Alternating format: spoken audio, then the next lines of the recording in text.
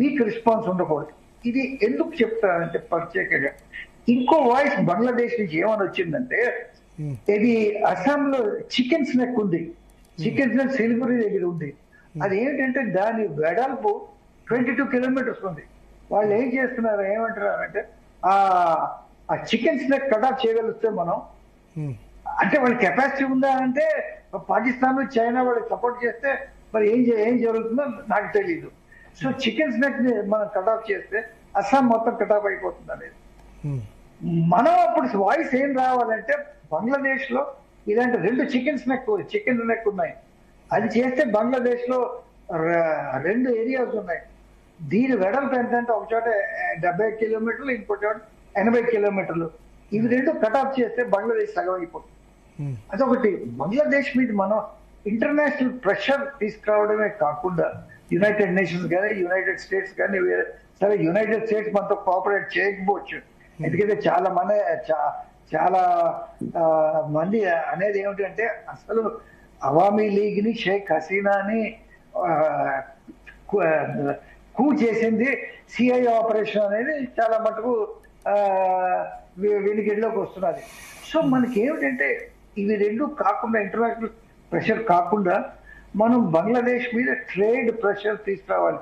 ఈ trade pressure అక్కడ మనకి ఏమిటంటే ఏమి జరగకుండానే మనం వాళ్ళతో ట్రేడింగ్ చేసేస్తున్నాం. ఇప్పుడు బంగ్లాదేశ్ కి మెయిన్ ఎక్స్పోర్ట్స్ ఏమిటంటే ఇది గార్మెంట్స్, దాని తర్వాత రెడీమేడ్ గుడ్స్, ఇవన్నీ యుఎస్ కి ఎక్స్పోర్ట్ అవుతాయి. మీరు యుఎస్ లో మీరు ఏది షాపింగ్ మాల్కి వెళ్ళినా కూడా అక్కడ మీకు బంగ్లాదేశ్ ఇది బట్టలు కనబడతాయి. సో బట్ ఇప్పుడు ఏమవుతున్నది, వాళ్ళకి కాటన్ ఎక్కడి నుంచి వస్తున్నది, అంతా ఇండియా నుంచి వస్తున్నది కాటన్. ఈ కాటన్ ఆపడానికి మనం వాళ్ళకి ఏదైనా మనం ఒక చేస్తే వాళ్ళ గార్మెంట్స్ ఆగిపోతాయి. ఇట్లాంటి ఇప్పుడు అమెరికా ఏం చేస్తున్నది, మన మీద లాస్ట్ 3-4 months గా చర్య తీసుకుంటున్నట్టున్నారు కదా, కొంత వాళ్ళకి కాటన్ నుంచి కాటన్ వెళ్తుంది, బర్మా కాటన్ వెళ్తుంది. అదే ఇవన్నీ కొంచెం ఇది కాటన్ ఆపలేం, అసలు సాధ్యం కూడా కాదు. ట్రేడ్ ప్రెషర్ ఎవరి వల్ల కాదు. బేసిక్ గా సమస్యల్లో ఏంటంటే మనం చేయగలిగేదల్లా ఇప్పుడు ఆ చికెన్ నెక్ సంబంధించి అస్సాం ఇందాక చెప్పినట్టుగా నగేష్ గారు చెప్పినటువంటి రూట్ లో ఆల్రెడీ నేను అస్సాం సీఎం చెప్పుకొచ్చాడు హేమంత్ బిశ్వా శర్మ. కొన్ని రోజుల్లో ఉత్సాహానికి సిద్ధంగా అండి, సంబరాలకు సిద్ధంగా అండి అంటే సంథింగ్ ఏదో జరుగుతోంది అక్కడ, అది బయటకు పెట్టట్లేదు. ఆయన చెప్తున్న దాని ప్రకారం ఇప్పుడు నగేష్ గారు చెప్పినట్టు మనం 22 కిలోమీటర్లు చికెన్ నెక్ ఉంటే 200 కిలోమీటర్లు మనం తీసుకుంటానికి ఏదో ప్లాన్ జరుగుతుంది అన్నటువంటిది. ఆ ప్రాంతంలో పబ్లిక్ ని ముందు మోటివేట్ చేసే పని ఏదో చేస్తున్నట్టున్నారు.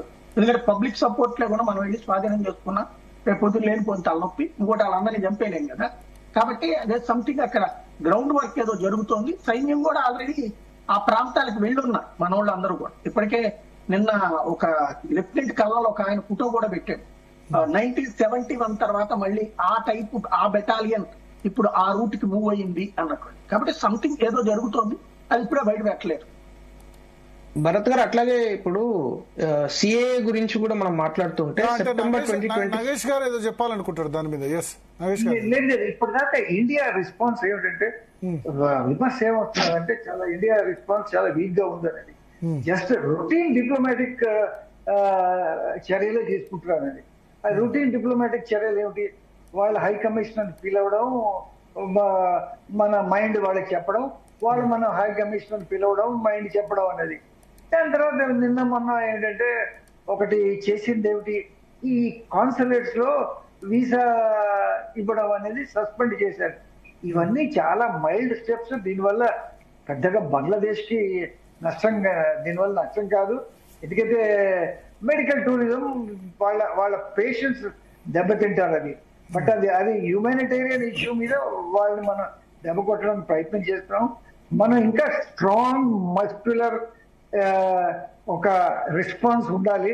అది ఉంటే గానీ బంగ్లాదేశ్ మనకి లొంగదు. ఇప్పుడు మనం చైనాతో మనం కొన్ని గుణపాఠాలు నేర్చుకోవాలి.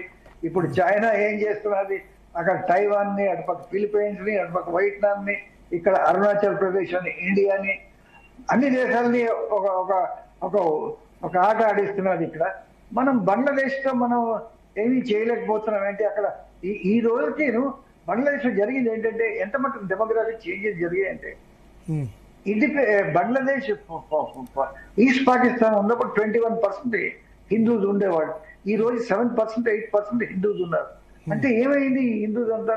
వాళ్ళంతా బార్డర్ క్రాస్ చేసి ఇండియాకే వచ్చేసారు, లేకపోతే మత మార్పిడి అయినా జరిగింది, లేకపోతే వేరే విధంగా వాళ్ళని ఏం చేశారు. మతం మార్పడము చంపడము ఎక్కువ జరిగినట్టుగా అనిపిస్తుంది.